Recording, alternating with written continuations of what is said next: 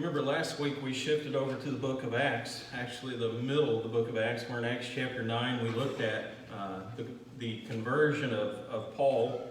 And tonight we're going to kind of, I mentioned that Paul, you won't read about him in the book of Acts again after he goes back to Tarsus till Acts chapter 11. So Acts kind of focuses on Peter now. And so that's going to be the brunt of our studies for the next couple of weeks.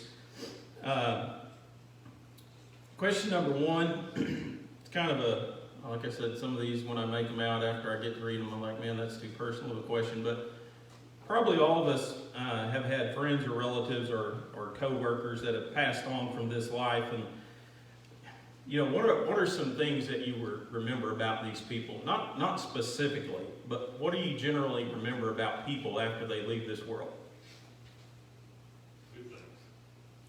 Well, if they were a good person, right?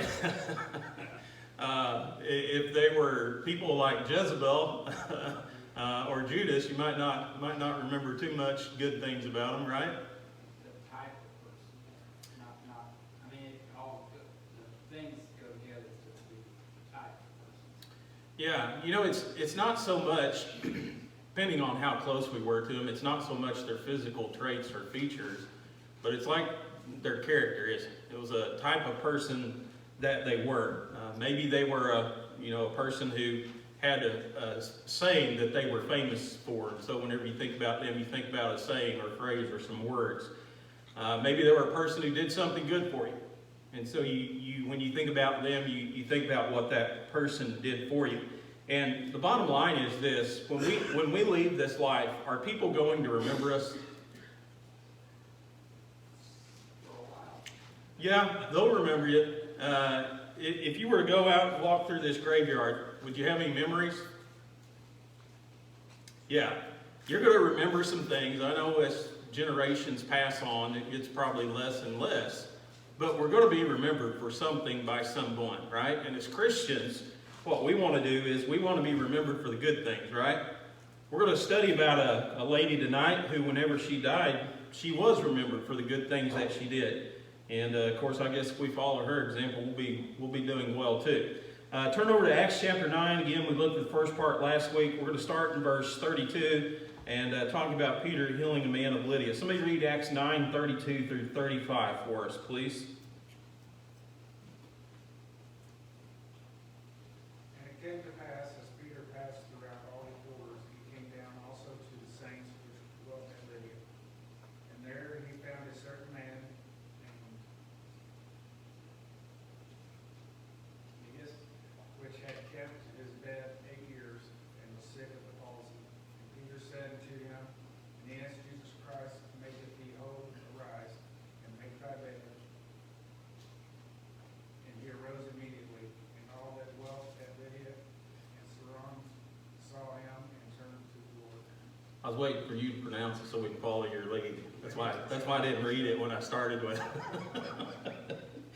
All right, so the first thing that we read about here is Peter. Again, kind of a shift over from Saul to Peter. And where is Peter's mission work taking him? Going west of Jerusalem to Lydia. Yeah, it's kind of interesting because if you look at the first part of verse 32, where does it say he went? It said he went all over, right? All over the parts of the country. And why do you think that's the case with Peter? Why is he out here going everywhere throughout all the country? Mainly because of the population of people that live in those areas. Okay. There's a lot of, looks like he's doing what Christ was doing. Okay, so he's out here. Like Danny said, you know, you read about a lot of these places where the apostles went on a missionary trip. They weren't just tiny little villages out here in the middle of nowhere. They were major cities. And so he's going around to some of these big cities for the purpose of preaching the gospel. Now, he was an apostle of Jesus Christ, right? And what did Jesus tell the apostles to do? What was their job? Yeah, they were to evangelize the world. But what was Peter's role specifically in that? Do you remember?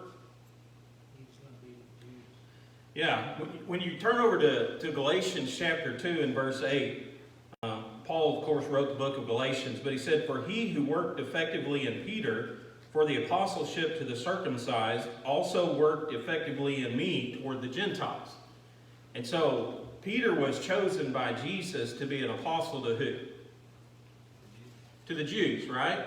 Paul was chosen to be an apostle to the Gentiles. And so when we think about Peter in the area he worked, what area would you suspect him to be working in? Israel. Yeah, so, let's see here if I can get us going. Yeah, there we go. I don't know if you can even see that. I can barely see it on mine. You see some of those major places? I might have to point them out. But anyway, it's a pretty good map, pretty detailed map. But it outlines kind of this idea of where Peter went. And remember the early church here, part of what Peter is doing is he's revisiting some of these congregations that are already established, right? We're reading about that as we'll go through the chapter here, because he's going to these places, and who are there? Christians, right? There's already Christians there. So he's not going for the sole purpose of evangelizing these places, although he did evangelize when he went there. But he's visiting with the saints and the Christians, people who have already been converted. And where were Christians at this time? Now you would think if Peter was working mainly with Jews, where would the main city be where you would think he would work? Okay, Jerusalem. But what was the problem with Christians in Jerusalem? Yeah, Acts chapter 8, persecution, right? You have Saul. And because of that, where did they go? Yeah, they ran wherever they could to find shelter, to find refuge from this persecution. And so they're scattered, basically everywhere. And it's kind of interesting when you go back in chapter 9 here, we'll just back up to verse 31. Talk about the conversion of Saul, but it says, "Then the churches throughout all Judea, Galilee, and Samaria had peace and were edified, walking in the fear of the Lord and in the comfort of the Holy Spirit, and they were multiplied." So you have these three areas here, Judea, Samaria, and Galilee. And basically, if you look at those areas, what is that land there? Yeah, it's Israel. It's the physical nation of Israel. And so you have these Christians who ran to all these different places, but after Saul's converted, then they start finding some peace and some rest throughout all the nation of Israel. And so it's interesting that this is mainly the area in which Peter is going to work, right? And so you read about him a lot being in Jerusalem. Doesn't mean that he didn't go some of the same places that Saul did, that Paul did, or that Paul never went the same places he did. Doesn't mean that he never taught a Gentile or converted a Gentile. Doesn't mean that Saul never taught a Jew or converted a Jew. It just means that their main focus, the area that Jesus sent them to work with, for Peter it was the Jews, for Paul it was the Gentiles. And so Peter's where he's supposed to be, right? He's in this area of Judea, and he's traveling from Jerusalem. Remember in Acts chapter 8, I think it's Acts chapter 8, when Philip preaches to Samaria, and then the apostles hear that the Samaritans have received the gospel, and who do they send? Do you remember? Peter and John. Yeah, Dennis has studied up. He's ready to teach. I just wanted to go ahead and capture this on film or this show on Sunday morning. Yeah. I'm glad you're prepared though. So Peter had went to the city of to the area of Samaria. He comes back down, right, to Jerusalem, and then he goes over and he starts visiting some of these other congregations. And so one of them is Lydda. Can you see Lydda there on the map? It's the blue arrow. Can you see the blue arrow? Okay, find him and go to the first stop there. Let me see here. I know some of you guys back there probably can't see it. But anyway, this is Jerusalem. This is Peter going. Here's Lydda right here. And this is Joppa. This is the next city that we're going to talk about whenever he stops. And in Acts chapter 10, we go up here to Caesarea where he finds Cornelius and some of the Gentiles. So you got kind of an idea of the area in which we're working here. And again, you might ask the question, well, why is Peter, confined to this area? Why is he staying down here and doing all this work? That's what God chose him to do. And so, who does Peter visit there in Lydda? What does verse 33 tell us? Well, I guess the latter part of verse 32. Let's try that. Yeah, the saints. He's going to visit Christians, and he encounters a man by the name of... It's Will's turn. He's not even looking at me. Yeah, we'll say Aeneas, okay? He runs into a man by the name of Aeneas. And what was Aeneas's physical situation? He'd been sick in bed for like 8 years. Yeah, he'd been confined to a bed for 8 years. And why had he been confined to a bed? What was wrong with him? Yeah, palsy. Somebody else have a different version? Paralyzed, right? And so if you're paralyzed, you're not going to go anywhere. You're going to be confined to a bed. I don't know if his entire body was paralyzed, if it was just his legs, or what the situation was. But at any rate, he was in bad shape, right? 8 years he'd been in this situation. Do you think anybody had any hope for him? I don't know how he got that way. I don't know if he got sick and then fell into this, or he had an accident or something that he ended up paralyzed. But do you think anybody had any hope that he'd ever come out of this situation? I'd say probably after 8 years, everybody had given up hope. And I imagine they'd come to grips, there was no doctor, there was no medicine that was ever going to be able to help this man. And so, how was Peter able to cure Aeneas here? Number 4.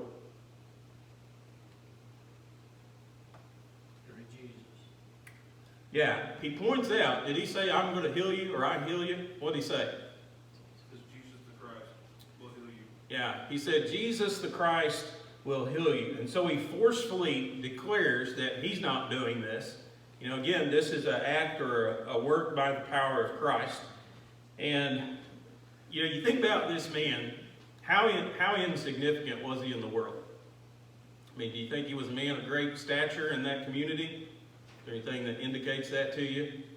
He was very important, very famous there. No, he's probably just a paralyzed guy. Yeah, that's probably when somebody said his name. I kind of mentioned people when we depart from this life, but even now when people say our name, there's something that they think about, something that they associate with that. And so probably when his name was brought up, everybody thought, well, that's the guy who's paralyzed. That's the guy who's been bedridden for 8 years. May not have been important to man, but he was important to God. And so Peter heals him. And question number 5 here, what effect did that healing of Aeneas have on the residents of Lydda? Don't you think that's why he healed him? Was to confirm the word and convert those people? Because it left no doubt. I'm here and what I'm saying is so.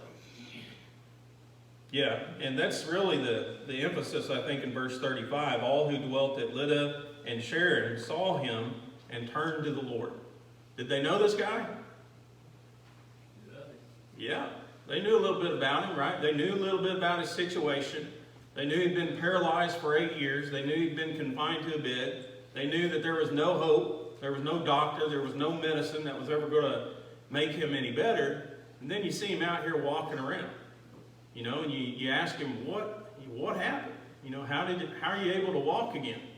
And he tells that story. That created a lot of belief in that particular area. It mentions the area of Sharon there. If you look up on that map up above Joppa, Sharon was not a city. It was actually it's kind of a region. It was like a plain that was located next to the sea. And so it wasn't just in Lydda, but I want to emphasize, do you think people in Joppa heard about it too? Yeah, that's in the plain of Sharon. And I think that's going to be kind of important to what we read about happening next in Peter's life and why some people are calling upon him there. But how quickly did this man, how quickly was he healed? Yeah, it was immediate, right? He said, arise and make your bed. And so verse 34, the last part of it says, then he rose immediately.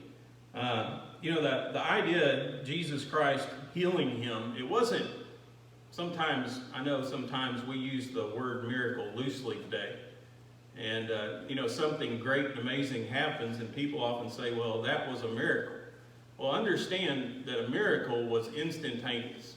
It wasn't, the healing of this man wasn't a long drawn out process, right? Where he went to the doctors for 5 years and they worked on him surgery after surgery and he came out okay.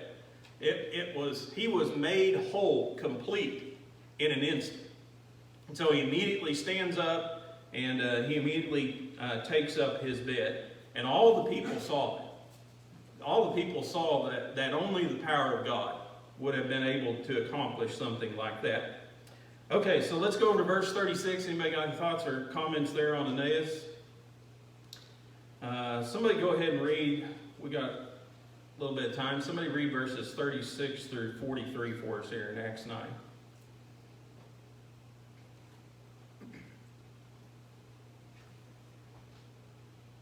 There's no hard names. Everybody's looking, I know. There was at Joppa a certain disciple named Tabitha, which by interpretation is Dorcas. This woman was full of good works and alms deed, which she did. And it came to pass in those days that when she was sick and died, whom when they had washed, they laid her in the upper chamber. And forasmuch as Lydda was nigh to Joppa, the disciples had heard that Peter was there, and they sent to him 2 men, desiring him that he would not delay to come to them. Then Peter arose and went with them. And when he was come, they brought him to the upper chamber, and all the widows stood by him weeping, and showing the coats and garments which Dorcas made, while she was with them. But Peter put them all forth, and kneeled down and prayed. And he turned him to the body, and said, Tabitha, arise. And she opened her eyes, and when she saw Peter, she sat up. And he gave her his hand, and lifted her up, and when he had called the saints and the widows, presented her alive. And it was known throughout all Joppa, and many believed in the Lord. And it came to pass that he tarried many days in Joppa with one Simon a tanner. Okay, so we read about something happening here at Joppa.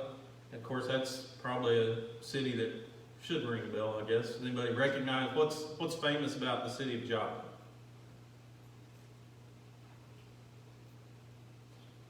Thought this was the easy one. Famous prophet went there. How about that? Starts with a J. Jonah. Yeah, okay. Jonah, remember? God told him to get up and go and preach to Nineveh. Where'd he go? Joppa. Why'd he go to Joppa?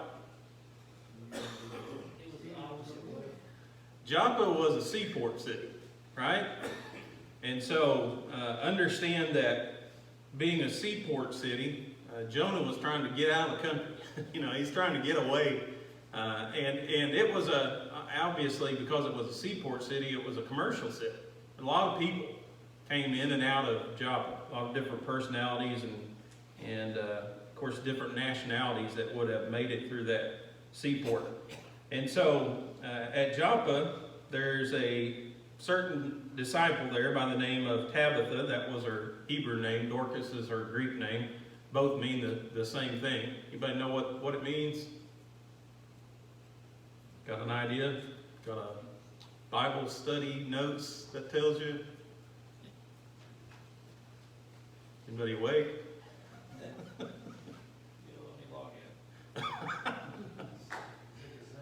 Yeah, there you go, gazelle. Look at that. He's on a roll tonight. Gazelle, right? So a gazelle, was generally known for its beauty, its attractiveness, gracefulness, and so that was her name. What did she do there at Joppa?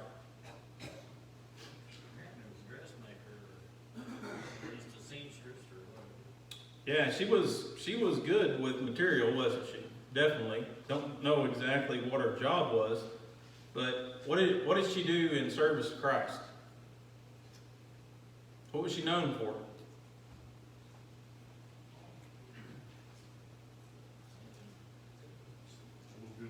Yeah, good works and charitable deeds, right? So this was an amazing woman in that area. She was known for doing good things. She's known for being a very giving person, very helping person. And what happens to her? Yeah, the first thing that happened in verse 37, she becomes sick, right? This wasn't just she fell over one day, but some kind of sickness that she contracts, and eventually she dies because of it. And, probably all of us, when you think about the church, probably all of us have been through a situation like that, where you have somebody who's just full of good works and, very giving and helping person. And what do you feel like when they die? Yeah, you feel tremendous loss. Feels like a tragedy, doesn't it? They were so useful, for the work of God here on this earth. They were people who generally were, loved by everybody. And does the church need people like that today? Man, do we ever? That's hard. It's a hard blow to take to a congregation. And so sometimes when those people depart, generally the thinking is, well, we'll never be able to replace them. We'll never be able to find another person like that. So I think all of us have probably been through a situation like that before. So she becomes sick and she dies. And question number 8, I was going to chase rabbits, but I'm not fast enough, so I got to be fast as Dennis, I guess. But it's a question to think about. Why do some Christians suffer and die while others are healed of sickness? You ever think about that?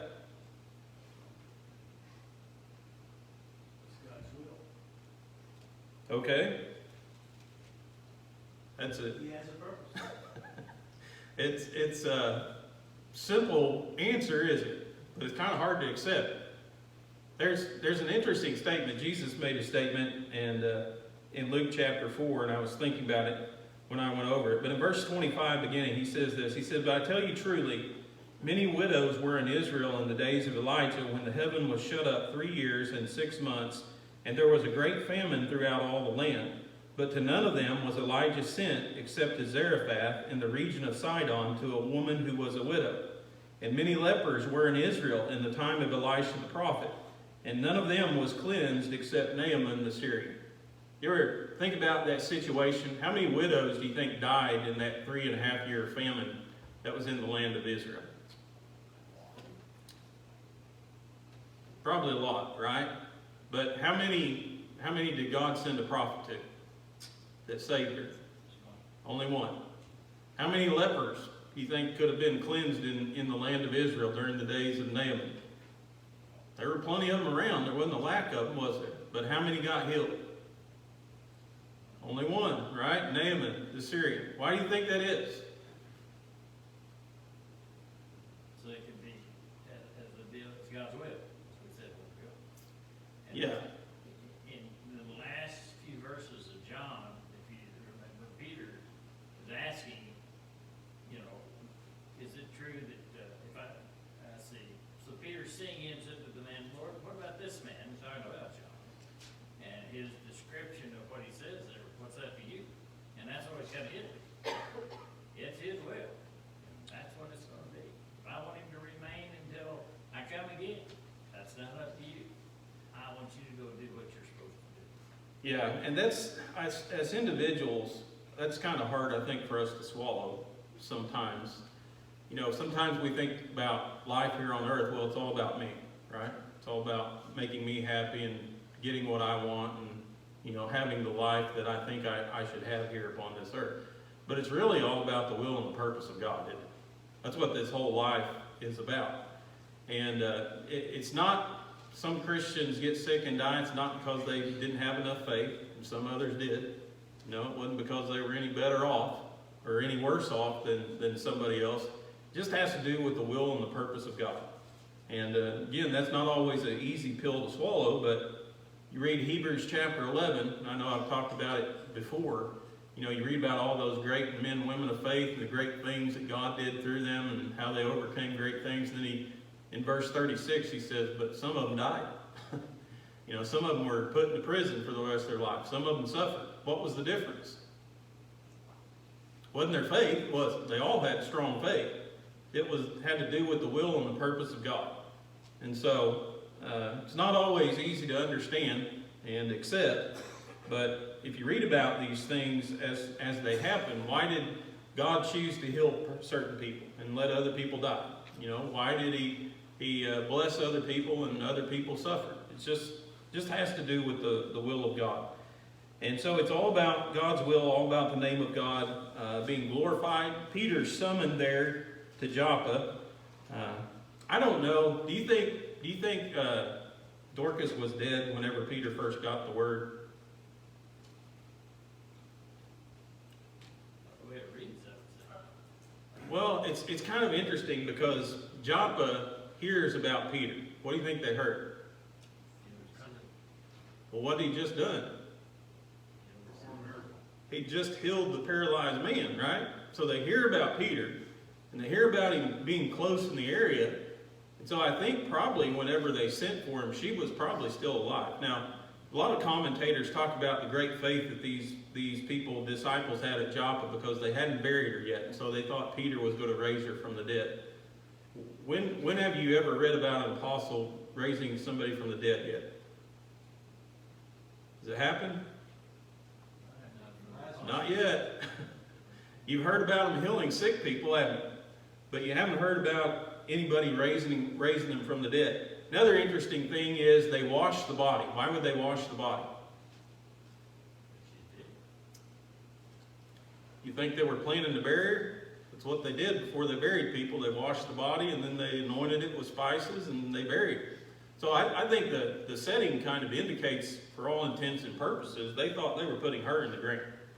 You know, and so Peter arrives on the scene, and he goes into the upper room, and who's in the upper room with the body of Dorcas? Yeah, the widows. And what do they have? Have all these clothes that she made with her own hands. You know, she didn't go out and just buy these garments. She made them with her own hand. There's something special about something made with your own hand, isn't there? I was thinking about, I don't know if this is the best analogy and I don't want to offend anybody, but I was thinking about VBS cookies, you know, when I was a kid. And you went back in the back, and all cookies are good. I mean, don't get me wrong here, but there's something special about a handmade cookie, right? It just something, you know, rings that it's going to be better than all the rest. So they're showing all these garments. Was there government aid in that day and age? If you're a widow, could you go get a government check and get government subsidies if you needed them? No. You know, I think about our society today, and you know, it's a good thing that people are taken care of today, but I think as the Lord's church, we kind of let ourselves become lax in that area, don't you?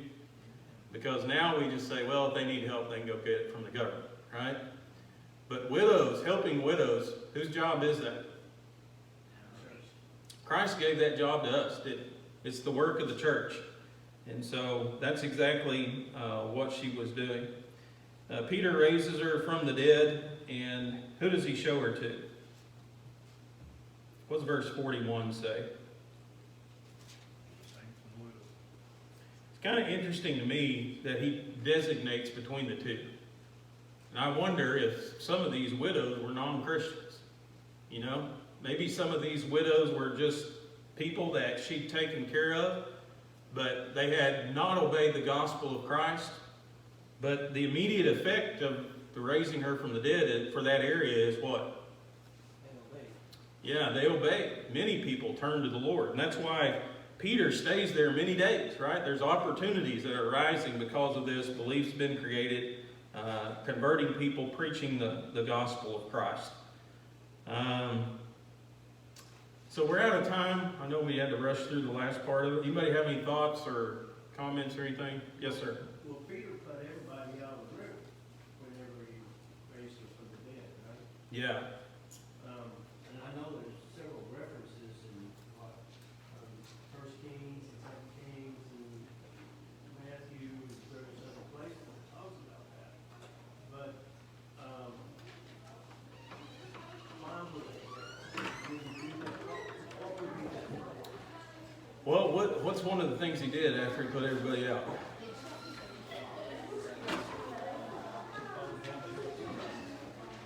He prayed. We think he prayed for him. Think about it. No, it's kind of interesting, because you remember on one occasion where some disciples couldn't cast a demon out of a man's son, and Jesus said, these kind don't go out except how? You remember the two things he said? Prayer and fasting. Interesting.